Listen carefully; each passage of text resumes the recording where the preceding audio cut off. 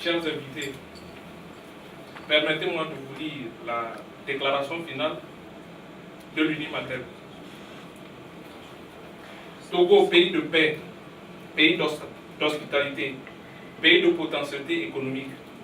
C'est le message fort que l'antenne maghrébine du parti politique Union pour la République unie, majorité parlementaire et présidentielle de la République togolaise, compte adresser à l'opinion mondiale au cours de la conférence de presse qu'elle organise ce jour, le 5 juillet 2018.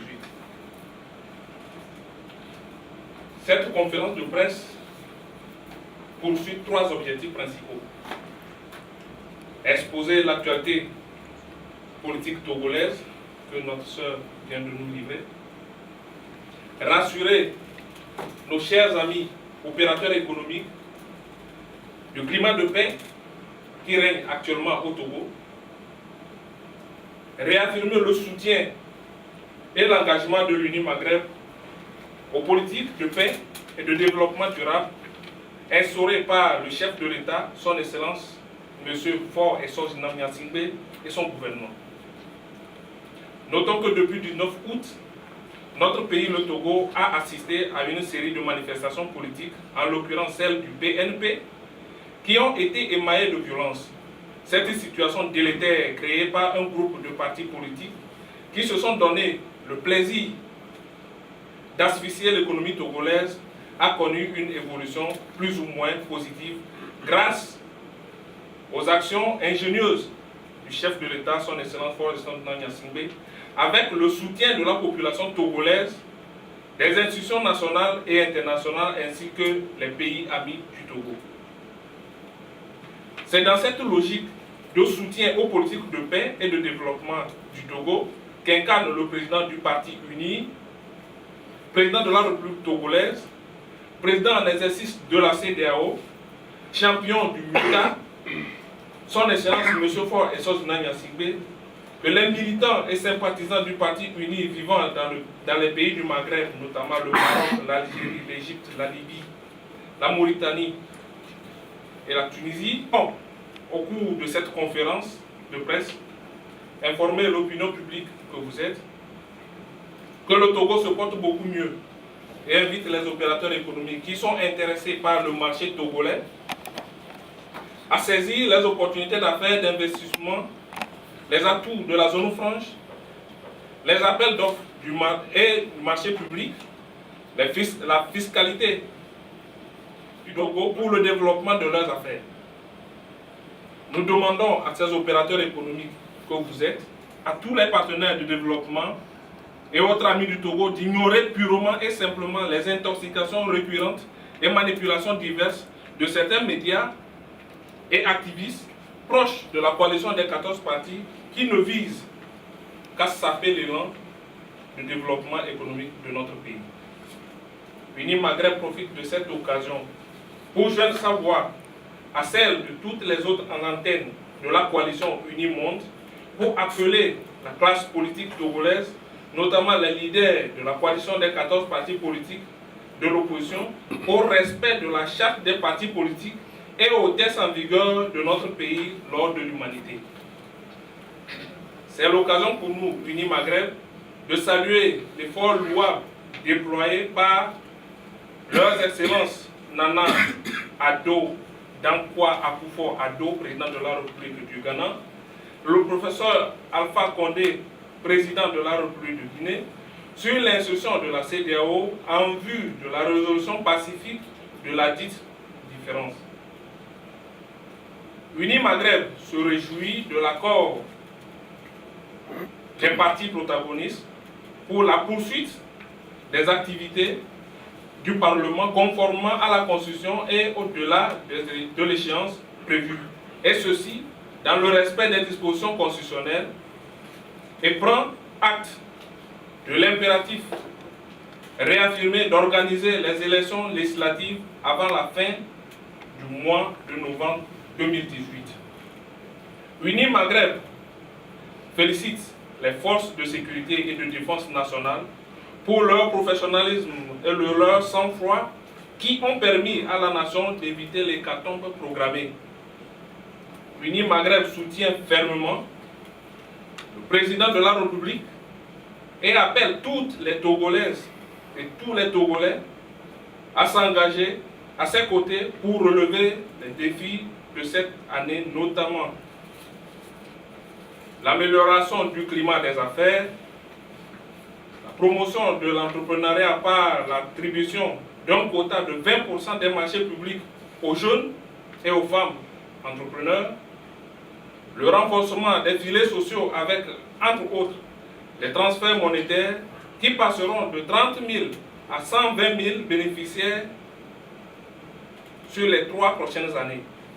L'amélioration de la formation professionnelle et de l'employabilité par la création des institutions de formation pour le développement, l'extension de la gestion contractuelle des structures publiques de santé pour une amélioration substantielle de notre système sanitaire, la poursuite de la couverture d'assurance pour 2 millions d'élèves et l'élargissement de la protection sociale à de nouvelles cibles, la forte implication de la diaspora togolaise dans la vie nationale à travers diverses actions, le développement d'une diplomatie économique et le rayonnement international de notre pays, le Togo, l'effectivité de la décentralisation avec l'organisation des élections locales, le respect du délai constitutionnel, notamment le calendrier électoral, etc.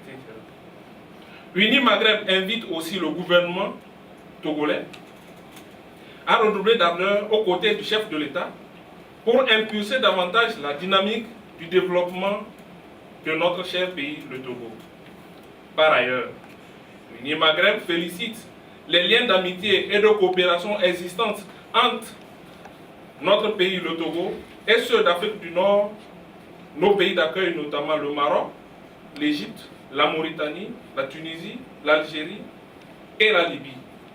C'est l'occasion pour nous de saluer la politique africaine de Sa Majesté le roi Mohamed VI, roi du Maroc, qui s'est traduit par la signature de près de 1000 accords avec les pays subsahariens à l'instar du projet gazoduc qui profite à 13 pays ouest-africains. Nous saluons par ailleurs la relation privilégiée entre Sa Majesté, le roi Mohamed VI, roi du Maroc, avec son homologue de la République togolaise, son Excellence Faure Essoe-Zina Gnassingbé, qui a permis une intégration facile à la communauté togolaise dans le royaume du Maroc. Uni Maghreb demande à tous les militants et sympathisants du Grand Parti Uni de rester mobilisés derrière notre leader, son Excellence Faure Essoe-Zina Gnassingbé et son gouvernement, ainsi que l'équipe dirigeante de l'Uni pour l'intérêt général de toute la population togolaise. Fait à Rabat, le 5 juillet 2018, Uni Maghreb. Je vous remercie.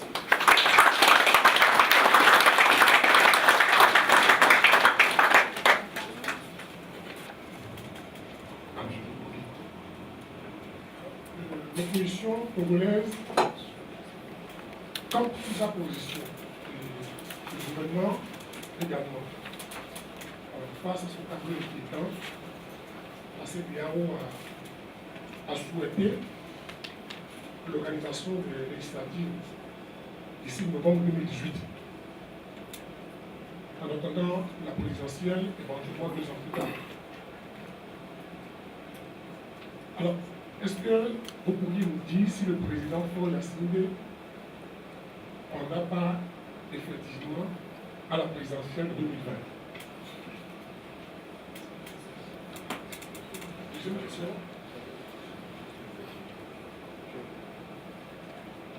Quel a été finalement le sort réservé à la réclamation fondamentale de l'opposition, à savoir le retour au texte originel de la Constitution de 92?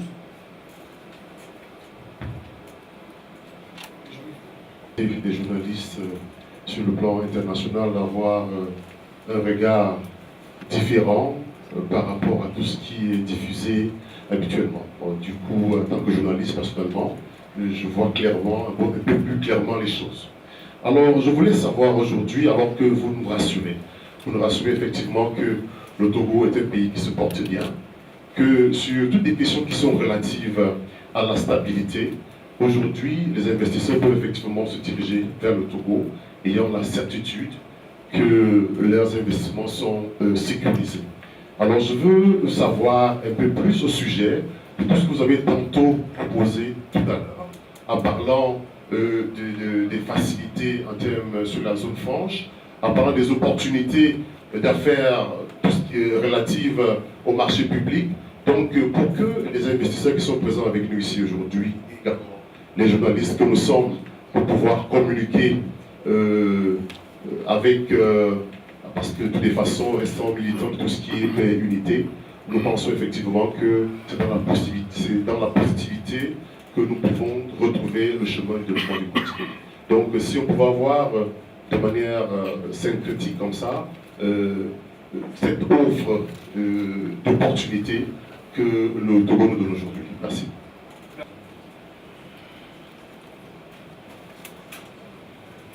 Bonjour. Tout d'abord, je tiens à vous remercier pour ce sujet que je pense qu'il est vraiment super intéressant. Comme je tiens à présenter mes remerciements à ceux qui ont participé à l'organisation de cet événement. Alors ma question est la suivante, parce que tout à l'heure, notre chère intervenante, elle a évoqué l'aspect religieux et l'intervention de certaines personnes, des imams, c'est ça, qui ont participé à des actes de violence. Alors, normalement, l'islam, c'est une religion de paix. C'est comme le christianisme. Et comme vous le savez, dans chaque religion, il y a l'aspect extrême. Alors, ma question est la suivante. Qu'en est-il au Togo? Est-ce qu'il n'y a pas un système pour l'encadrement des imams? Parce qu'être un imam, ça se passe via des écoles et une licence, ainsi de suite. C'est comme le cas du Maroc, donc ils sont bien cadrés, il faut avoir un diplôme, ainsi de suite, pour qu'ils puissent y accéder à ce genre de pratique. C'est-à-dire on ne peut pas déléguer des choses à des gens d'une manière anarchique, sinon ça devient une violence. Merci.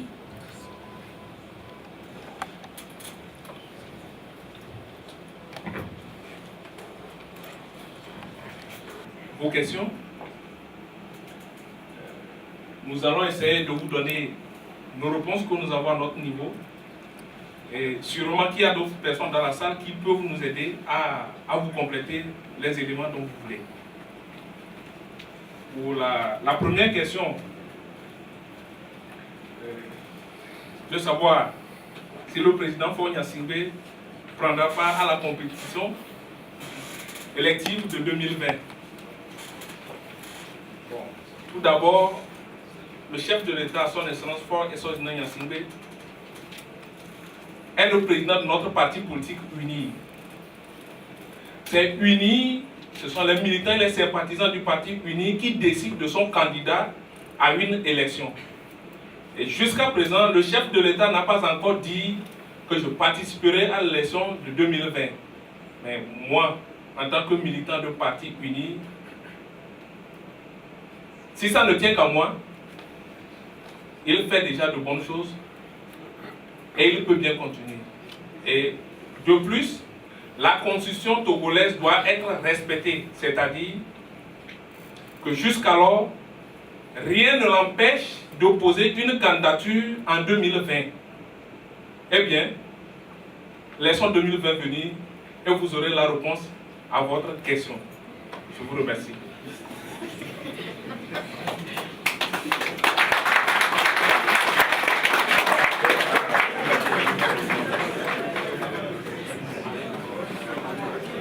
Pour la deuxième question, excusez-moi, pour la deuxième question, le nœud, ce que l'opposition réclame, c'est le retour à la Constitution de 1992. En tout cas, du moins, c'est ce qu'on nous affiche. Mais il y a quelques jours, il commence par avoir un peu plus de réponses à leur question. C'est-à-dire que nulle part au monde, il n'y a jamais eu un retour à une constitution antérieure. Et nous, au Togo, nous n'allons pas faire une exception. Même si c'est dans le cas. Si nous allons faire un retour à une constitution antérieure, l'opposition ajoute quelque chose à sa demande. Une application immédiate de cette constitution. Pourtant, le chef de l'État est dans un mandat en cours, il a été élu d'une manière et il va continuer son exercice jusqu'en 2020. C'est au-delà de 2020 que nous verrons si ce que nous avons proposé à l'Assemblée nationale, c'est-à-dire la limitation du nombre de mandats et l'élection à 2 tours, c'est en 2020 que nous verrons son effet. Et l'effet rétroactif, nous n'avons jamais connu, en tout cas nulle part au monde, et nous, au Togo, nous n'allons pas faire une exception comme nous demande l'opposition togolaise. Je ne sais pas si j'ai essayé de répondre à votre question.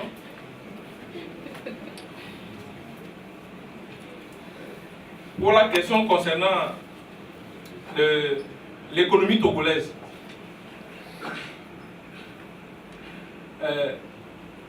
vous verrez que l'ambassade du Togo au Maroc, tout d'abord, fait un effort très très louable pour la facilité du déplacement des opérateurs économiques du Maghreb vers notre pays, le Togo.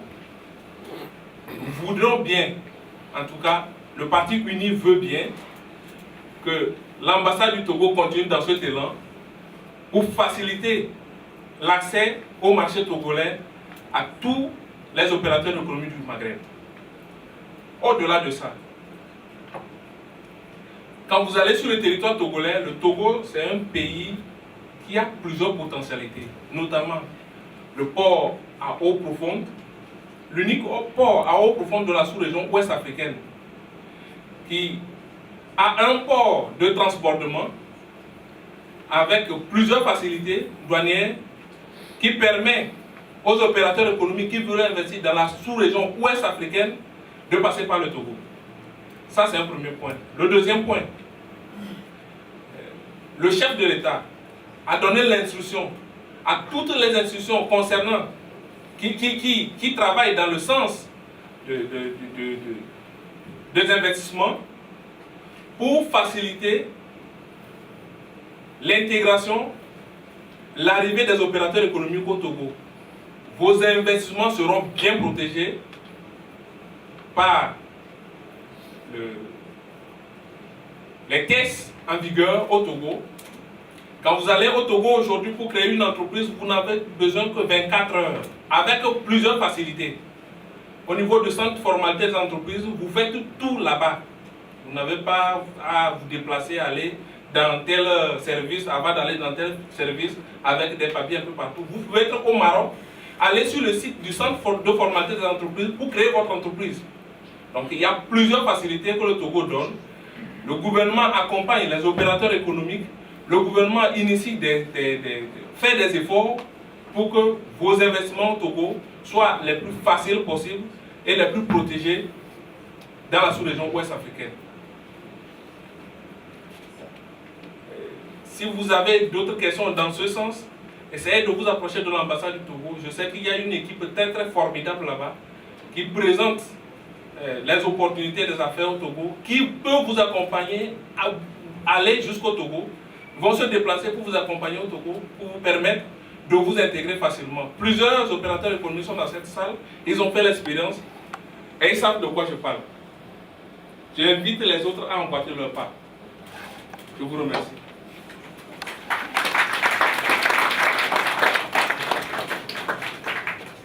Pour la dernière question concernant notre compatriote imam Alassane Diobo, le Togo est un pays de droit qui a des tests et ces tests doivent être respectés.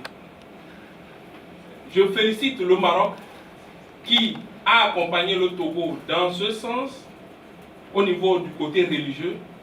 Le ministre de l'administration territoriale, avec son équipe, s'est déplacé pour s'inspirer de la manière dont les choses s'organisent dans le royaume.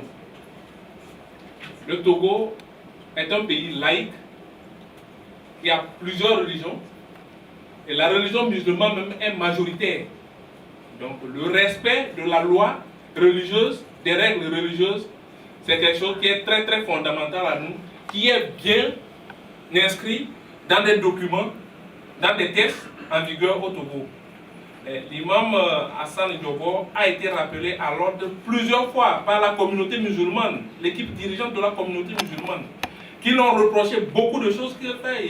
Dans les mosquées même, il parle de la politique, qui demande aux gens de s'attaquer aux militaires, de s'attaquer aux édifices publics. Vraiment, il est allé trop loin. Et son arrestation était bien signifiée par, c'est la justice qui a demandé son arrestation. Et ça a été fait dans les règles de l'art. Je pense que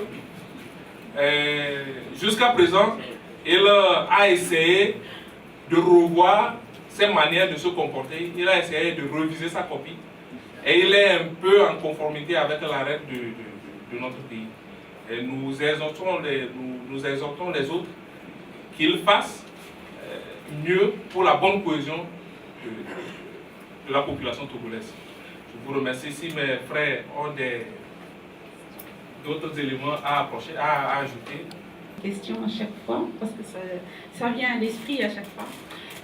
Cette fois-ci, c'est la partie économique. D'ailleurs, vous avez parlé de l'accompagnement. Je sais que vraiment, vous êtes excellent à ce niveau-là. L'ambassade, avec toute l'équipe à la tête, monsieur l'ambassadeur, ils sont tous à l'écoute pour développer la partie économique, pour élargir le champ de rencontre entre les interfaces, ainsi de suite. Ma question est la suivante. Qu'en est-il des petites et les moyennes entreprises, des startups? Est-ce que cette collaboration, ça nécessite que ce soit vraiment de grandes entreprises de grande taille, ou plutôt, est-ce qu'il y a une chance pour les startups, les petites et moyennes entreprises? Merci beaucoup. Le Togo est un pays ouvert à tout le monde. Et grand comme petit, chacun trouve sa place. C'est pour cela que le chef de l'État même a essayé a instruit le gouvernement à faire le dispatch de la part des choses. Il y a le regroupement des PME et des PMI qui collaborent facilement avec les grandes entreprises qui, par l'accompagnement de l'État, leur permet à grandir. Le chef de l'État a instruit son gouvernement de faire tout pour accorder 20% du marché togolais, 20% du marché public togolais, aux petites et moyennes entreprises, aux jeunes. Bon, là, ce ne sont pas seulement des Togolais, mais aussi tous ceux qui ont installé leurs entreprises au Togo, ils trouvent leur part. Donc, je vous invite, si vous avez une petite entreprise, vous connaissez quelqu'un qui a une petite entreprise, il peut venir marquer un pas. Merci.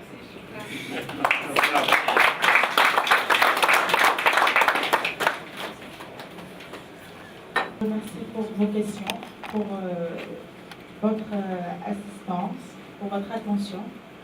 Si vous n'avez plus de questions, vous êtes conviés au cocktail qui a lieu sur la terrasse à côté. Voilà, avant le cocktail, je pense que M. Chouet voulait dire un mot.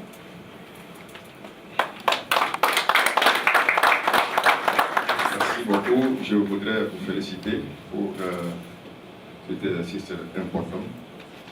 Je voudrais intervenir parce que je suis rassuré que nous avons des hommes d'affaires, des opérateurs économiques marocains qui veulent bien investir au Togo. Et je voudrais vous rassurer que vous êtes les bienvenus au Togo. Comme ils l'ont dit tout à l'heure, le Togo a mis en place beaucoup de facilités pour l'investissement. Le Togo constitue aujourd'hui une plate tournante. C'est-à-dire que quand je prends le port autonome de Lomé, comme il a dit, c'est le seul port en eau profonde dans la sous-région qui accueille des navires de la dernière génération. Et Si vous prenez l'aéroport de Lomé, c'est l'aéroport, en tout cas, je dirais, de la dernière génération, qui vous permet d'accéder à une vingtaine de villes africaines en 1 heure de vol. Pour vous dire que si vous basez votre entreprise ou votre centre d'affaires au Togo, vous êtes en même de pouvoir visiter. Vous avez le grand marché, le Nigeria, qui est juste à côté. Vous avez tous les autres pays de la CEDEAO, et donc la CEDEAO même constitue un grand atout parce que nous avons ce que nous appelons la libre circulation des personnes, des biens et des capitaux. Ça voudrait dire investir au Togo. Vous n'investissez pas seulement pour les 7 500 000 habitants qui sont des Togolais, mais vous investissez pour toute la sous-région ouest africaine. Et donc vous avez un marché important. Je vous invite donc à venir investir au Togo. Vous avez toutes les facilités. D'abord, le peuple togolais, c'est un peuple très accueillant. C'est un peuple honnête. C'est un peuple travailleur. Et donc,